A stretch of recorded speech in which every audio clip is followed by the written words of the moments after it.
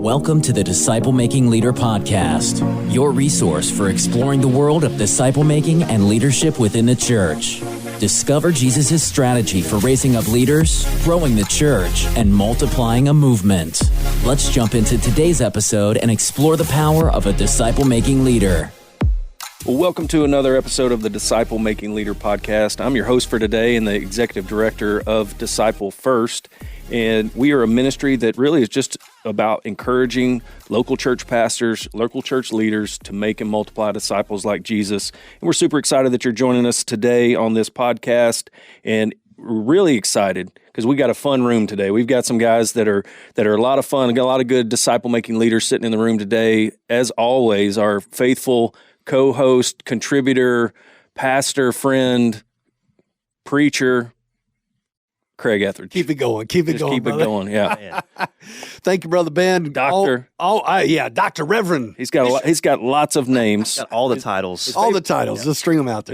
His favorite is preacher from his grandkids. That's right. So that's what they call me. that's the best one. So, Craig, thanks for being on today. You bet. Yeah, and so we're excited to really dive in. We've got Cameron Bundy, who is, well, I'll let you introduce. What is your role here at Cross Creek Church? Yeah, so I don't have all the titles that Craig has, right? I'm trying to catch up to him. I don't have all of them yet, but I'm the pastor of adult ministry, so I oversee all the connect groups at the church and church membership, and oversee a lot of different ministries in our adult area. So I wear multiple hats. Yeah, and you're also just, if you didn't have enough to do, you also help us train, coach, do podcasts. Oh, yeah. And you do an excellent job at it. We're thankful that you're on the Disciple First team of trainers. I'm glad you just acknowledge I do a really good job. I've been wondering. Yeah. Hey, we'll jump in. And you know what? Since, is this your first podcast that you've done with us? It's the first one. First one. So this is your inaugural podcast. So we have a fresh Topo Chico here. So we're going to do a little click. We're going to click. Clinking the glasses. wow. Glasses. Come on, Ben, get over here. Anybody that's seen Despicable Me that has kids, clinking, you can make the clinking noises. Yep. That's right. Welcome to the podcast, Cameron. Good to have you here. Yeah. Awesome. Thank you for being here too, taking time. But I think really conversation today, I think is super applicable to everybody. And, most of the time that's what we want to do. We do want it very relatable and hands-on, but, you're speaking from a seat where you're right in the middle of this conversation. This isn't theory. This isn't things that, hey, you read it in a book or you wrote a book like, Craig wrote a book, but we're actually dealing with these things and fleshing these issues out in the local church. Yep. And so we're just going to talk about really today about how you can help your ministry grow and scale up. And if you've listened in the past, we've talked in episode 1 about a specific type of leader or a leadership level, and that was a leader of leaders. And that's really what we're going to discuss today. Craig, why are those so important? Well, in every ministry, you have to constantly scale up in order for the ministry to grow. And part of that scaling up is developing more leaders around you that can help shoulder the load. I think back to Jethro's advice to Moses, right? That Moses was doing everything. He was listening to every case. He was making every decision. And Jethro said, you're killing yourself and you're killing all of us because there's not enough of you to go around. And so you've got to choose men that are over, certain amounts, 50s, hundreds, thousands, and get these leaders around you so that you can spread the load of work. And I think that is exactly great advice for the local church. We've got a lot of leaders that are burned out, a lot of leaders that are trying to do everything. And what they're missing are these emerging leaders around them. Now, I can already hear somebody say, well, Craig, obviously I need more leaders. If they would just join my church, that would be awesome, because then they could join them in. I was like, oh, great, you do that, and then go do this. But the problem is many times they're not going to join your church. And so you have to develop those leaders yourself. And that's where it gets a little sticky because how do I do that? How do I develop these leaders? And so we've already done a full episode on leaders of leaders, and I really encourage you to go back. If what we're talking about here today interests you, go back to that previous episode because we really kind of unpack that. That is a part of the Disciple Making Leader book that we have put out, and of course, that's a great resource for you as well. But today, we're going to kind of refresh that. What is a leader of leaders? And then we're going to talk about how does this actually play out in a specific ministry of your church, which many of that are listening have this ministry. We're going to talk about adult group ministry. How does the leader of leaders play out in that? So very, very poignant, important conversation. So you asked me the question, what is a leader of leaders? And so let me just say very simply that a leader of leaders is maybe the missing ingredient in most churches. You have everybody, you got volunteers for everybody. That's kind of level one. And then level two is like you have team leaders, people that oversee volunteers. And then usually in a typical church that jumps up to staff members, or what we call divisional leaders that oversee all the team leads. And you say, yeah, that's right. Well, in a certain size, that's okay because you may only have 4 or 5. But when those 4 or 5 team leaders turn to 10 to 20 to 50, then all of a sudden there's no way one person can oversee all those team leads. Yep. And that's when you know you need this, the secret bullet, right? You need this special, what I call the expander joint. You got to have this leader that steps in and called a leader of leaders. And this leader of leaders actually oversees multiple team leads, but also works under the direction of a divisional leader.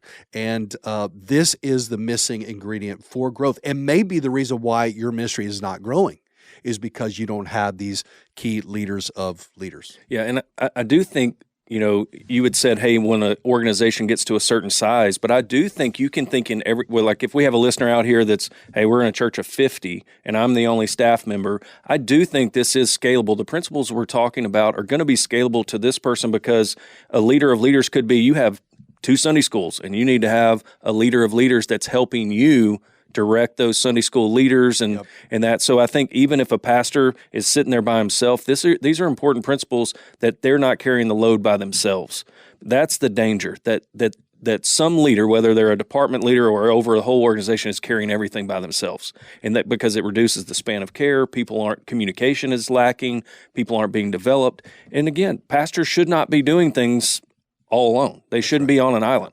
We should be involving other people in the ministry. I talked to a pastor about a year ago, and he is in a small church out in the county, and he said, I show up during the weekend to mow the grass. I prepare the sermon. I prepare the PowerPoints and everything for the screen. I welcome people when they come in. I say goodbye to them on the way out the door. I clean the church after it's over. He said, I'm totally burned out. Yeah.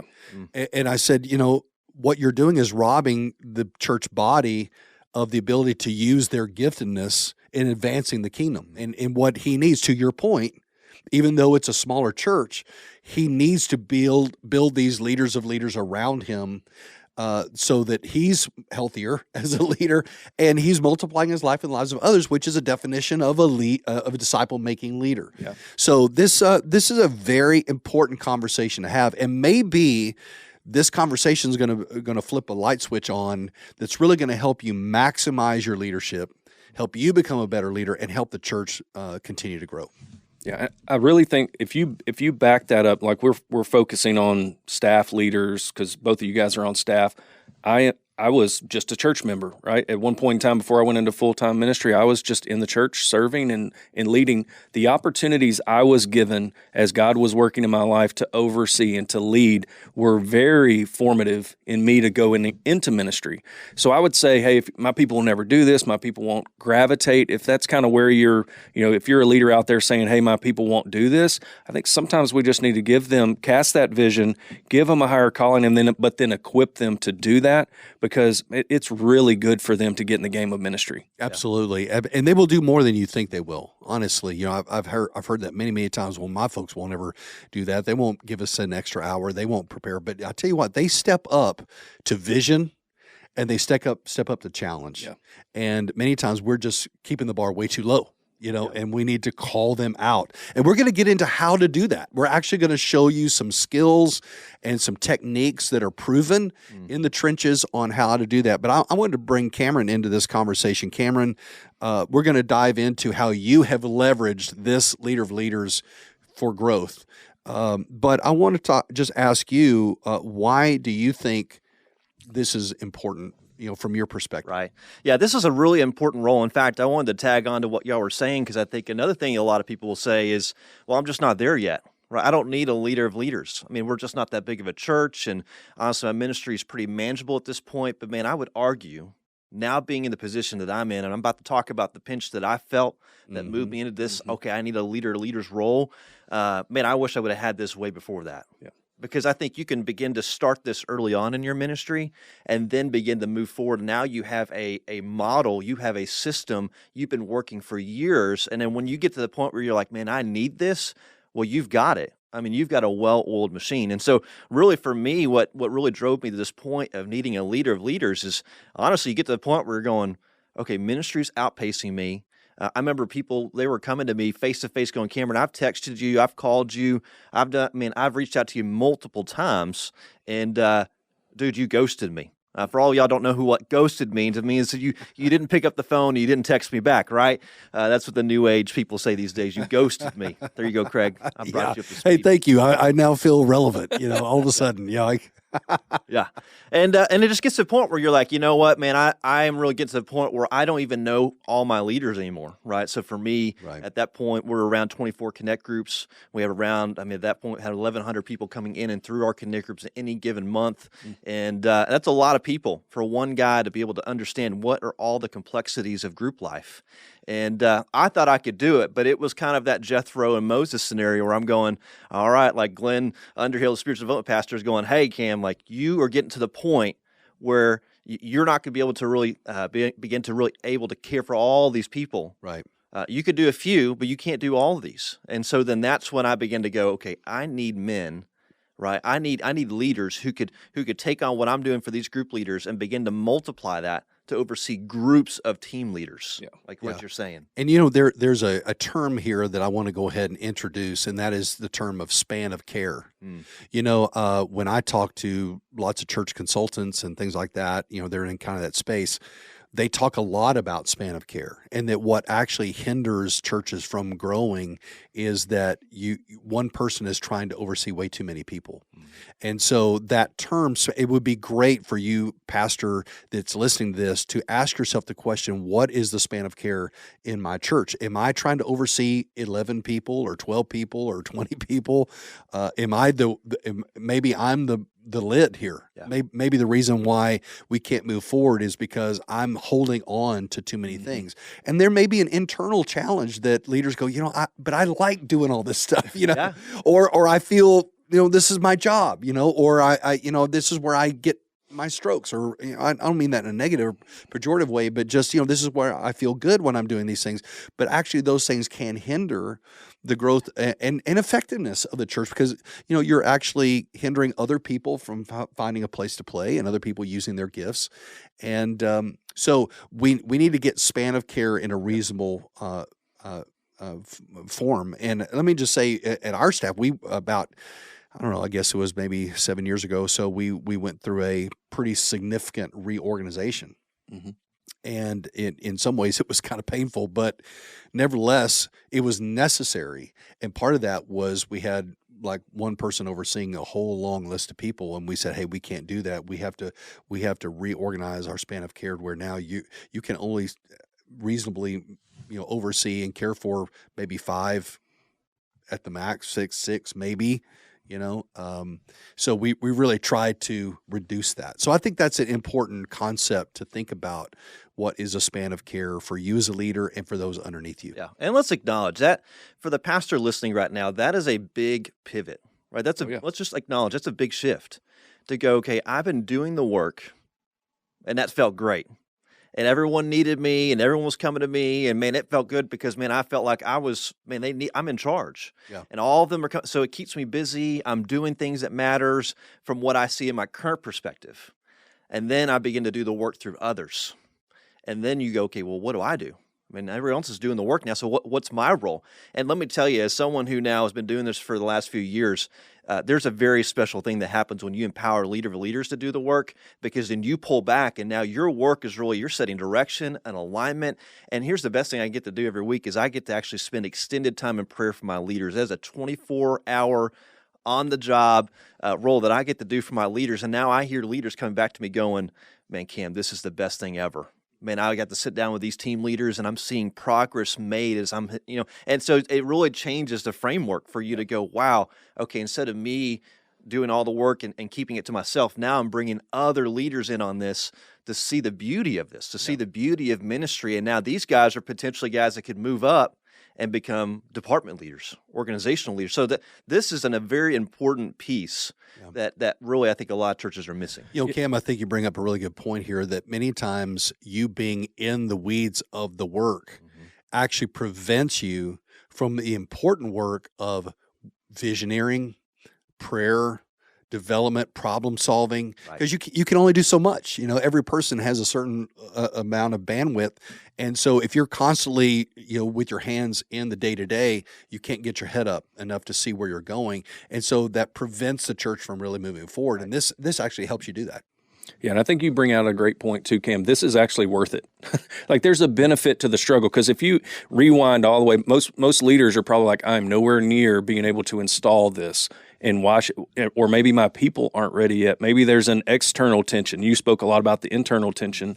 Maybe there's an external tension where, hey, isn't this your job, Pastor? Isn't that what we pay you to do? But if we can help reshape, reorient that vision and the purpose and call that out in people, no, like, it's good for you to be in the game and start to shift that culture. It takes work. It's hard work to start changing a lot of ingrained church culture and perspectives. But man, I just want our listeners to hear that it's worth it, that it is life-giving not only to their people, but to themselves. Yeah. And so that's really what I think that paints that picture. But really, how did you even begin? Like, you felt the need, you felt there's a tension there, but how did you even, where'd you start? Yeah.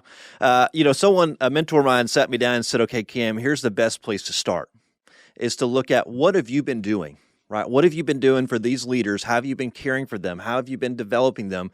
And begin to just write that out. Go, man, these are the things I'm doing. Because sometimes we don't know how to bring up other leaders underneath this, because we really don't even know how to articulate what we're doing. Yeah. And so that was hard, because I was like, man, I don't know. A lot of this is intuitive to me. I mean, that's part of the calling and the nature of the role I'm in. And so I just began to kind of jot down, this is what it would look like to coach leaders, and just developed a list. And I began to kind of really define what would be a coach. What would be this leader of leaders, someone who could begin to coach leaders, care for them. And so I thought about kind of this idea of what is the characteristics of a coach. That's what we call them here, the leaders that take care of our group leaders. And we just said, man, what would be some characteristics of those people? So thinking through, peace, patience, kindness, gentleness, thinking about some of the things in Titus and Timothy, and then kind of think about, okay, what are the competencies? What do we want a coach to do? And so we begin to kind of lay those things out, because I think you have to start with the end in mind. Mm-hmm. Because if you just start pulling people out of your congregation and out of your groups, man, you're going to really hate yourself, because you don't have the end in mind, and so you're going to have people in leadership you don't want there. Yeah, they're going to get frustrated too, because you're trying to build the plane while it's in the air, so to speak, and so having a clear idea of what you're trying to train them to do is really super smart. Let me just back up for just a second before we continue down this road and just say, in your current context, you had X number of group leaders. Can you just explain kind of what life was like before you went to leaders? And then we're going to talk about how you made them, and then how life has changed. All right. So sounds good. Just kind of paint the picture a little bit about where were you before, and what was that pressure point? Yeah, so we were right around about 24 Connect groups meeting. These are mid-size groups on our campus, so they can average anywhere from 25 to 30 people. In total, we had in our group system, anywhere from 1,000 to 1,100 people coming through in groups on any given month. And so, that's a lot of people coming in. There's a lot of people that you're having to take care of. And then out of that, of course, you have 24 groups, you got 24 leaders, and then underneath them, they've got other leaders that are serving as teachers and coordinators and all that. So really, you begin to see this picture of, man, there's a lot for one person. I was the only person running around. You see me on Sunday. I would run around our buildings, and people are like, man, you're like the Flash. There would be look how fast he's moving. We need to give him a raise. Yeah. Someone once told me, as long as you're moving fast, people think you're working. Yeah, that's right. Maybe I was just moving fast to move fast. Yeah. But anyways, so I would just run around, because we would have something go down in one group, or, hey, someone need my help over here, or, hey, we had a teacher go down over here, and so I was running over that way. And I'm young, so I'm like, man, I could do this. I could totally pull this off. And I ran that play for about 2 years. And then I got to the point where I'm like, okay, man, this is not going to last. I am the ceiling. Like I am despite all the, the competency and the capacity I have as a leader, I am very limited. So I need to get people around me to begin to help me do this. And so that was really the pinch point where I'm going, okay, man, I got 24 groups. My goal, which we're about to hit, I wanted to get the 30 groups meeting on a weekly basis. So I said, if I'm going to add 6 more groups, I'm in trouble. Because if I'm running ragged like this right now, there ain't no way we're going to add 6 groups and then still maintain, help multiply those, keep these things running smoothly. Solve problems. Which there's a lot of them. Lots of conflict. I mean, it's people. Yeah. Okay, we're in the people business. I mean, it is you're constantly just running around trying to solve things and you're not visioning. Cam, I remember when we would talk about groups and we were kind of stretching out our vision, saying, what if we have 40 groups? What if we have 60 groups? And I remember you're just thinking, man, oh my gosh, there's no way that I could double or triple the number of groups I have and still do it all on me, it all depending on me. And so that was a good exercise to think, okay, what would have to change for us to really be at that? But what would it look like? What would healthy organization look like if we did have that number? What leaders would be in place? And I think that also factored into you saying, hey, something's got to change now. We can't even add 6 more groups until we make this change, much less, another 20. Yeah. And internally, I remember when you did that, I was like, man, I'm excited, because as a visionary, I'm going, man, let's charge a hill and do this thing. But there's also another part of my brain going, okay, practically, Cam, what does this look like? I mean, if you had 60 groups right now, I mean, would you be able to really maintain what you got? And no, there's no way. We couldn't even multiply it because it was all dependent on me. And so that's really where we got to that pinch point of going, okay, if this is where we want to go in 10 years, if this is what we want to do over the next several years, then we're going to have to make some big changes. And that starts with understanding that I am a ceiling. And I've got to get other leaders around me to help carry the weight of ministry. And so then that's really where we begin to kind of start pivoting and begin to set into place and say, okay, what would it look like? We begin to dream about what would it look like if we just started small and we just found a few leader of leaders and start with those and just really work that system. And then over time grew that, then we could get to the point of having, double, triple the size of our group ministry. So what's been some of the biggest challenges that you've faced in this process? Because this, like you said, it's a big pivot. It was an internal pivot for you at first, but now you're beginning to see the value and the benefit of it. What were some of the big challenges in the process? Yeah, so one of the big challenges that I experienced was at some point, people are just used to coming to me. Yeah. Right. I get the phone calls, I get the text messages, I get the emails, I get the, hey, Cam, can we talk in a hall real quick about this? So people were coming to me constantly for all the issues going on in their group, or they're trying to think through things in their group. And I would have to constantly say, hey, okay, who's your coach? Okay, that's who your coach is. Okay, go talk to them first. And then if that doesn't work, then come to me. And having to push them back down through. And that's hard because it's been a habit of mine for so long to be the guy with all the answers, to be the guy that everyone comes to. And then to have to make the pivot and go, okay, like, man, this really stinks. And I know you're not going to like it when you're looking at me going, I need an answer, but I'm going to go, I have the answer, right? They know I do, but I really need you to go through the coach. I need you to trust your coach. And what that is, as you talk about this in the book, is I'm giving my coach, my leader of leaders, credentials. I'm giving them backing. I'm giving them all the empowerment that they need by saying, I could give the answer, but my coach knows the answer. In fact, I think he's going to give you a better answer because he knows you better. So that was one of the challenges that we had walked through. And then, another. Let me tap in on that. What would happen if you didn't defer them to that coach? Why do you have to ask that question, Greg? Because I know you know the answer to this. You act like you knew that I actually didn't do what I'm saying right now at least a couple times, So what happened from what fallout would there be if you just continue to answer their question? Yeah, well, you lose your leader's level, right? I mean, because my coaches, because I've done this before where I did answer a question and it was something a little bit bigger than probably just, hey, can you just solve this little problem? It was a conflict issue. And so I gave my response and then that leader ran off with it and then came back around to the leader of leaders and he felt like he was in the dark. And he felt disrespected. He felt like, man, you didn't include me. You told me that that's my job. and now you took my job. Yeah, you're undercutting them. I'm undercutting them. Like I think, Craig, you call it dipping down. Don't dip back down. So if you're at one level of leadership, don't dip down. You have to empower them to lead. And in that transition, it can be difficult. Church members can make that, speaking as a church member level, we can make things difficult to do that too. Yeah, no doubt. And if you do that, like you said, you undercut that leader. Eventually, they're disrespected. They feel like, well, if you want to do this job, then I'm happy to get right back to you. Yeah. And you lose that person. And so it's very important. I just want to underscore that when you start elevating people into this role, that you constantly are affirming them, and praising them and directing people to them so that they feel empowered to make those decisions. That's what you want them to do. Yeah.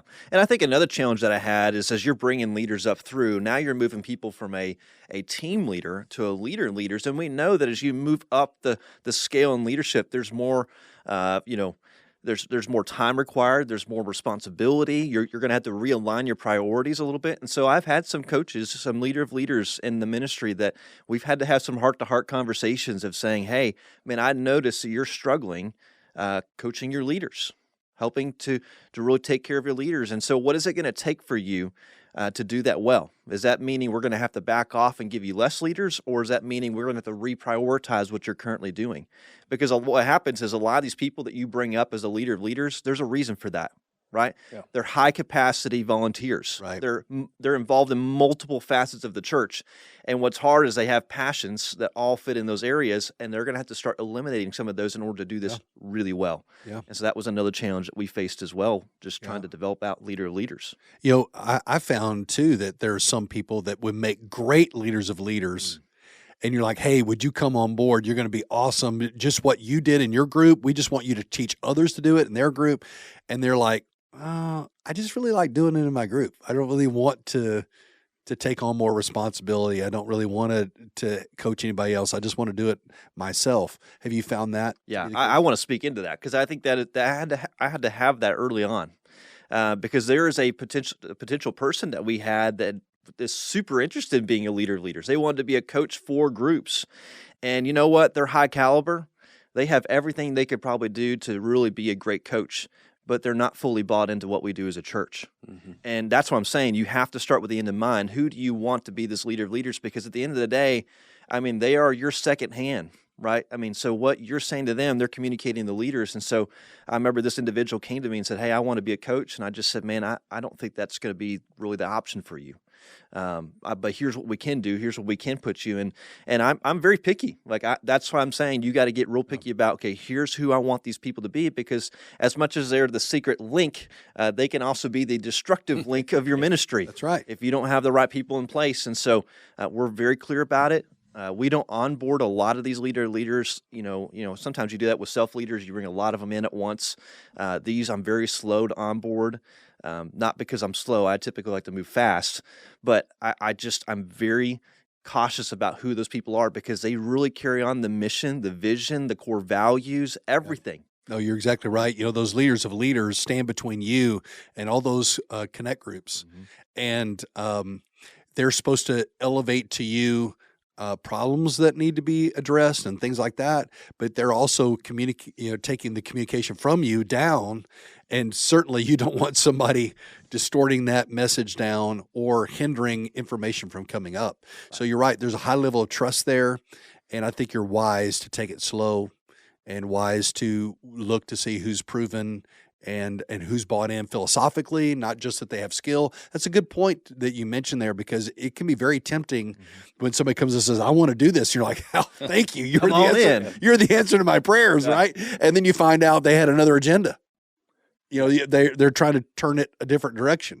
And sometimes that's a blind side that a leader can have. So it's a good point to say, okay, you need to really be very cautious and wise and really ask the Lord to guide you in who that person needs to be. Yeah, and I think that you really have to stop acting out of that, the tyranny of the urgent. You really have to, okay, God, you can almost be more, it can be more destructive having the wrong leader in place. Give yourself some time. Again, we all need help. We all need to do that, but giving yourself some time. I want to kind of take a break right now, just a quick break. We've had a great discussion. What I want to come back to is, number one, like, what are some wins you've seen? But then I want to get super practical. Cam, we want to give our listeners a framework where, hey, anywhere, wherever you're serving, any church size, any of that, hey, how can I go and start working on this right now? And so let's take a break, and then we'll get right back at it. Ministry can be lonely. Now more than ever, pastors are feeling the pressure of raising expectations among their members. Pastors are expected to be stellar preachers, effective evangelists, thoughtful counselors, courageous change agents, astute business managers, all the while steering the church to accomplish its mission. And all of this can be overwhelming at times. Wouldn't it be great to have someone in your corner, someone who understands what you're facing and can help you make the wise decisions that lead the church to make disciples of all nations? Disciple First is here to help. We can provide you with personalized coaching that will help you develop and sustain a healthy movement of multiplying disciples. Our coaching includes a free evaluation to identify your church's health and your current sticking points, also a roadmap for sustained health, and a team of proven leaders that will give you customized counsel to help you move forward. Listen, you don't have to be alone in ministry. Let's start talking today. For more information and a free ministry evaluation, go to disciplefirst.com/coaching. That's disciplefirst.com/coaching. All right, we're back to our conversation about Leader of Leaders with Cameron Bundy and Craig. It's been a really great conversation. I feel like there's a lot of practical things. I think people can really relate to this because, again, there's a lot of heavy lifting when it comes to ministry, and most of us are doing too much of ourselves right, on our own. But Cam, we kind of left off by, you talked about some challenges implementing this, maybe some warnings and cautions, but what were some wins? Yeah, so, I think we have one of the wins in the room right now. In fact, many of y'all can't see it, but we got a guy that's watching us right now. I hope I can say that on the podcast. Sure. Oh, yeah. But he's wearing a Red Sox hoodie over here. Oh, my gosh. And, man, he's a beast. Cubs fans, for Cub fans like myself, to love a Red Sox fan it's only the act of Jesus that can do that. He breaks down the wall of hostility, right? Yeah. And he brings the 2-1. And so that's how because Cub fans can coexist with Red Sox fans. We are living out the gospel right now because I'm a Rangers fan, and so there you go.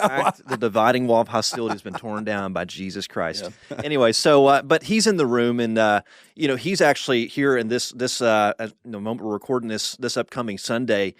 He's launching a brand new group with some guys. There you go. Out of an existing group. And their coach has been working on this for a while. But what's been really cool is watching them all play this out over the last several weeks. And we're moving up to multiplication time for this group. And it's exciting to watch the coach get giddy. You know what I'm saying? Like, you know how you feel when you multiply your first group or you multiply your first leader and you're just excited and you're just like having a baby. Man, I'm hyped up on Mountain Dew right now. Hopefully we can, Mountain Dew. Anyways, you just start getting excited, and watching him get excited gets me excited. Yeah.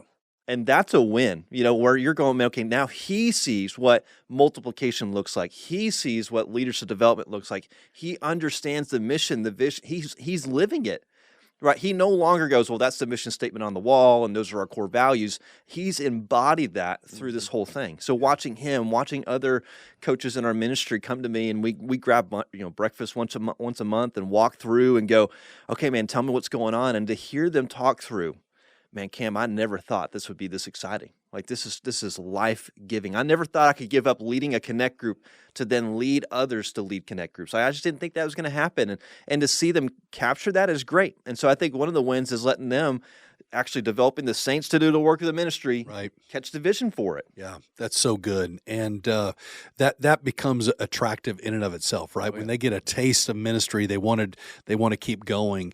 And I just think it awakens giftings that they may not even know that they have. Some people, they don't even know they have this spiritual gift of leadership or encouragement or this kind of thing until they step into it. So it's cool to watch kind of the awakening of some gifts come to the forefront that honors the Lord and grows the church. Yeah. And I want to add another one. I think so. That's from a leader of leaders perspective, but then I think from a department leader or even maybe an organization leader, depending on the size of your church, man, I have experienced such a great revival in my own life. Because I now have time to set apart and go, okay, man, now I can get real serious about the bigger picture of this ministry. Now when you say 50, 60 groups, I don't really shake as much because I'm going, we can do it.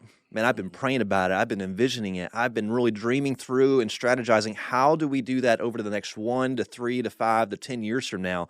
And I could never do that before because now what you said earlier is I have lifted myself up out of the weeds and now I can see, this is possible. We could totally do this. We've got what we need. We just need to, now I need to stay where I'm at. And then I need to let my coaches do their work and let those leaders go to work. And as we're working together as a team, now we're actually seeing a fruitful ministry. And over the last, over the last year, we've launched the majority of those 6 groups we wanted to launch.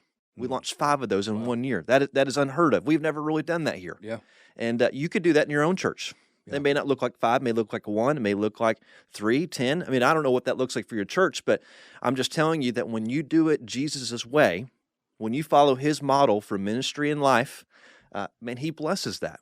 I think his favor's on that. Yeah, absolutely. We're super proud of the work you're doing, Cam. You're doing a great job, and as a disciple-making leader. So thank you so much for what you're doing. So let's get super practical. What pastors listening to this podcast, what are a couple of tips that you would give them, some real practical things they could do to get started now raising up leaders of leaders? Yeah. So I would just really look and see, where is your current pinch right now? Where is that? And that may not be in group ministry. Maybe you're listening to the podcast right now and you're going, you know what?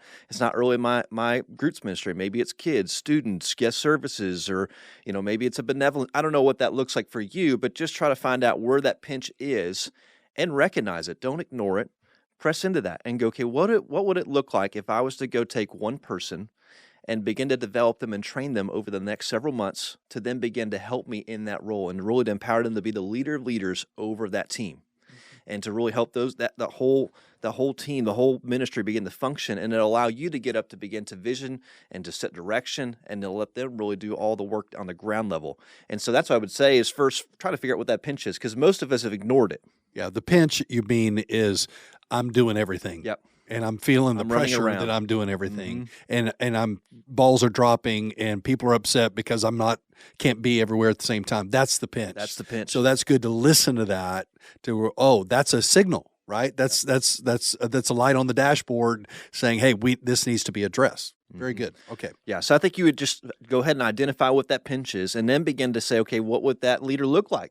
So like I did, it could be as simple as just writing down and putting a little T-chart and say, okay, what are the characteristics and what are the competencies that this person would need? I wouldn't do more than 5. Keep it real simple. Just write those things out and just begin to, okay, this is what I'm looking for. You got to start with the end in mind and begin to, okay, this is the person that I want leading in this role. And then begin to really pray. Go ahead. Let me back up one more before you move forward. When you say characteristics and competencies, can you define that a little bit more? Mm-hmm. What do you mean by competencies? What do you mean by characteristics? Yeah, let me give you an example of just even what we did. So when we were walking through our coaches, we said, okay, from a characteristic standpoint, right, a lot of the things we were kind of highlighting were a lot of it what came from out of Titus and Timothy, partly because they are leading at a higher level within the church. So we were like, hey, we do want them to be set apart and be people that are patient and self-control and tempered. And so we begin to kind of walk through. Some of those could be fruits of the Spirit, right? Some of those could be the one another's in Scripture, the Titus Timothy scriptures, and just picking out, okay, what would they need to really begin to embody to do this role well? And then in the competency, we just kind of said, okay, man, what would they need to be doing? This is their due part. And so for us, we said coaches are praying, encouraging, caring, and developing their leaders. And they have kind of individual tasks that they do to do that. So we would just highlight what are those? Well, man, take time to pray over your leaders. Yeah. That is a working competency. We want our coaches to be able to walk into a room and lay hands on someone and pray for them. If they can't do that, then they're not going to care really well for their leaders. Yeah, that's and good. So that's kind of what we did is we just thought through all those pieces so that when we're onboarding people, they're very clear about what we're asking to do. It's character, on one side, competencies on the other side, who you want them to be and what you want them to do. Exactly. Yeah, so that's really good. Just a line down, vertical line down the page, be, do, character, competency, and then list off 4 to 5 of those things. Don't give them a list of 20 because that's overwhelming. Just a few that you can build some training around. Yeah, and don't reinvent the wheel. That's my problem, and I'm sure it's a lot of us. Those of us who are listening to this podcast, I can imagine, are probably ambitious and have, kind of a visionary mindset probably, and have dreams of what it could be. Jesus has already laid the framework. Now just go pick from it and go, okay, man, this is what we want our leaders to really emulate. And so I just think we're always sitting around and we're just trying to grab out of thin air what we think these should be. And it's like, man, it's right here in Scripture. Yeah, that's really good. In the Disciple Making Leader book, that's a resource of Disciple First, we actually unpack what did Jesus train at the leader level. And so that may be a good resource for you to go back to and kind of dig into those passages. At least it's a good place to start. Yeah. So I think you're doing those two things. You're beginning to identify the pinch point. You're now highlighting, okay, what do I want that leader to look like? And then I was going to say before we went into that is to pray. I mean, Jesus spent quite a few hours praying before he would select his leaders. And I think more importantly for these leaders, like we said, they're either the secret link or they are the destructive link. You better spend some time praying and asking God, okay, who are these people? Yeah. Help me to see who they are. And let me tell you, I at one point I was like, I don't need to pray. It's okay. But man, I'm telling you, when I pray and really seek the Lord, man, he helps me to really discern who those people are. And we have great leader of leaders. My God has blessed us with great men who he's brought me to and brought them to me. And we have a great working relationship. And I can't, man, outside of prayer, I mean, that is a God thing. Yeah, Jesus prayed all night before he chose the 12. And so what a great example he gives us of the vital importance of prayer in discerning who these new leaders need to be. Yeah, and let me say this, is that, man, don't make this a 20-second, Lord, help me see who the leaders are, okay? Yeah. I'm not going to say that doesn't honor the Lord. I'll let you deal with that yourself, but I'm just saying taking 30 minutes out every day and going, Lord, I'm laying these names before you. God, help me to know. You only know their hearts. I don't know their hearts. Help me to know who they are and if they're really the ones that need to be leading. And that'll radically transform just your life in general. Yeah, no doubt. But, man, it's picking leaders. So praying for them and then begin to go out and do what I call the I, see, and you conversations, right? So now you've identified these people, right? God's been bringing you into these people into your mind, and then you begin to sit them down over a coffee, over a breakfast or a lunch, and begin to cast vision of, man, here's where our group ministry is going. And, man, here's what I see in you and how, man, I really believe God has wired you to be a part of this mission and this vision for our group's ministry. And I'm telling you, it is magical, because let's just be honest. How many times are people actually sitting people down and going, I see in you? A lot of the conversations are, here's what I don't see in you. Yeah. You're horrible. You're not doing this right, or they're just getting hammered. Yeah. And so for me to sit down, and even if they say no, I mean, at least I got to encourage them. But most of the time they're going, wait, I had no idea. Like, no one's ever told me that before. And so I sit down and just go, man, here's what I see in you and how that would play in this.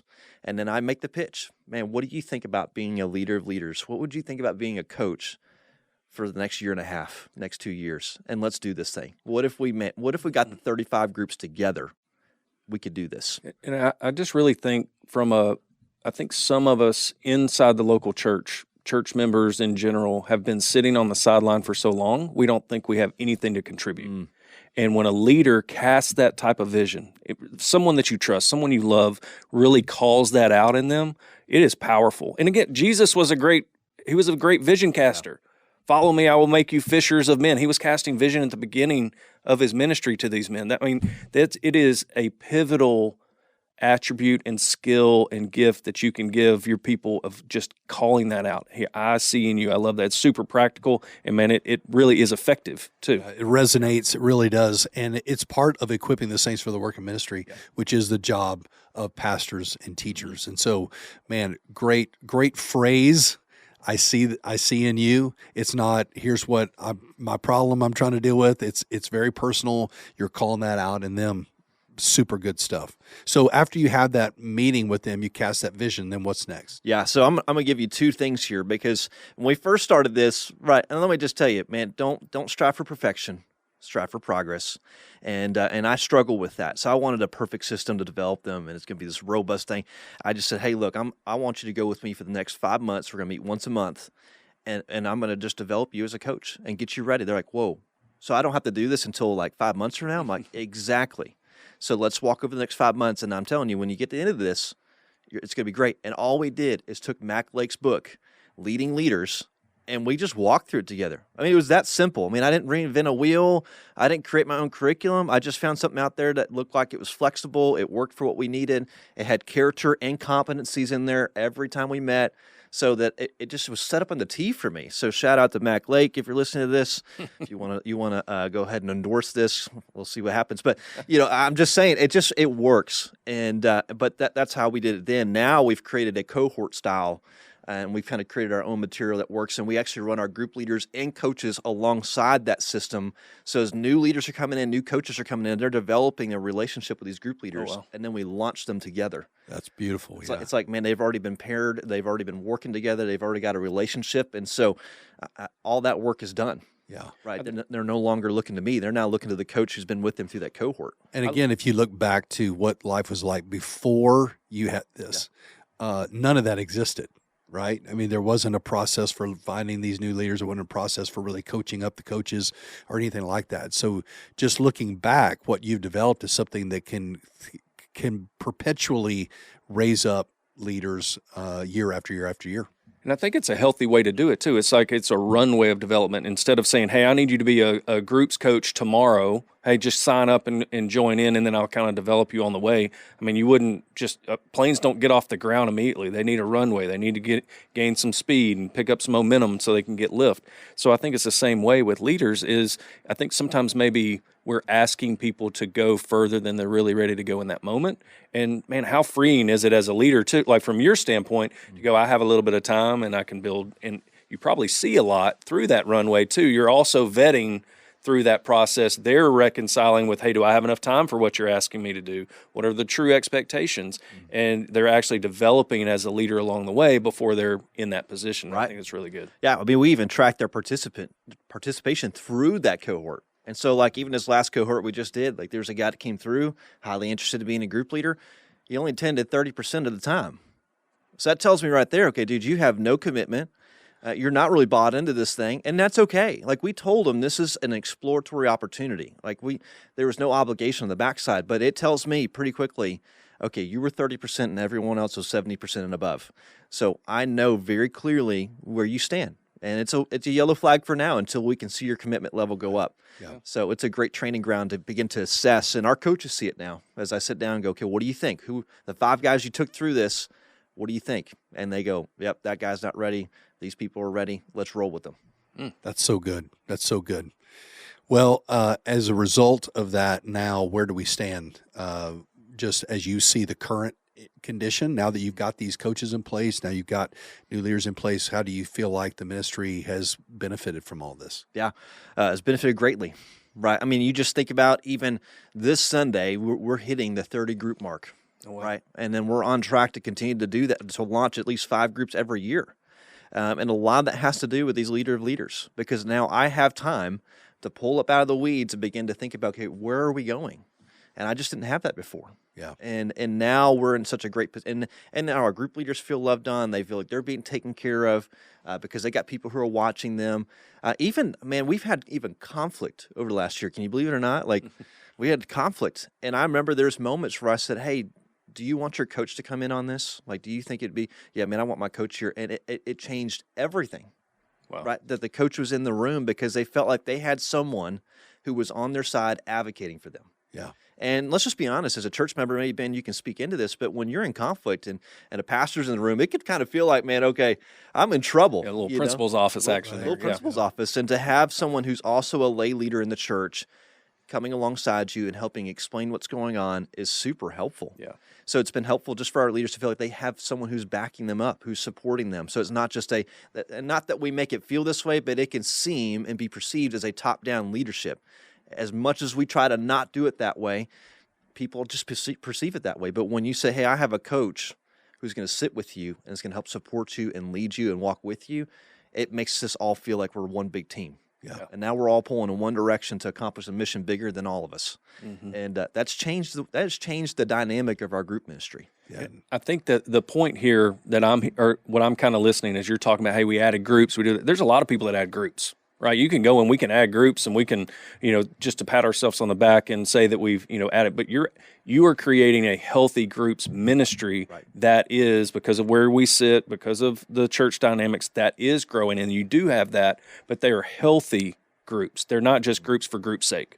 You're not just saying, hey, we've got to hit this number. You're actually creating a healthy environment for your people to develop deeper community, which, again, adds to the growth, which adds to the total culture, and just feeds the whole system. Yeah. And so I think that's something to really point out, that we're not just about adding groups for group's sake. It's really about being healthier, giving our people what they truly need to find community, to be connected to Christ, and to ultimately grow into disciples of Christ. Yeah. Because you're thinking through, I mean, y'all talk about this a lot in this podcast, but our groups are the vehicle by which people move through a spiritual pathway. Yeah. And so our coaches play a big role in making sure that our group leaders are making that happen. And for a lot of churches, the groups are just a place to, man, the word's taught and there's community and that's it. But we have a higher expectation of saying, man, as a group leader, yes, you are teaching God's word, you are creating environments of fellowship and connection, but you also are helping people move through a spiritual pathway. And I think whenever you have coaches that are bought into that and everyone's looking at it and they're assessing every month where our people are, oh man, Yeah. It's game changer. Yeah, and that's how a disciple-making church happens. Yeah. How the work is done.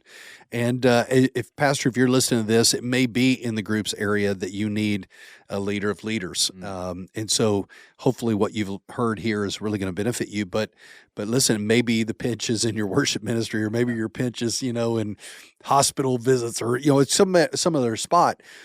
Listen to the pinch, lean into it. See that as a warning sign that, hey, you need to raise up additional leaders. And I love just the practical things of the character competency page, and then developing a little way to train that, and then looking and seeking out these emerging leaders and making the ask, have the sit down. I see in you, man, that's good stuff. It's all good stuff. I really have enjoyed this conversation. Number one, Cam, thank you for what you do here at Cross Creek.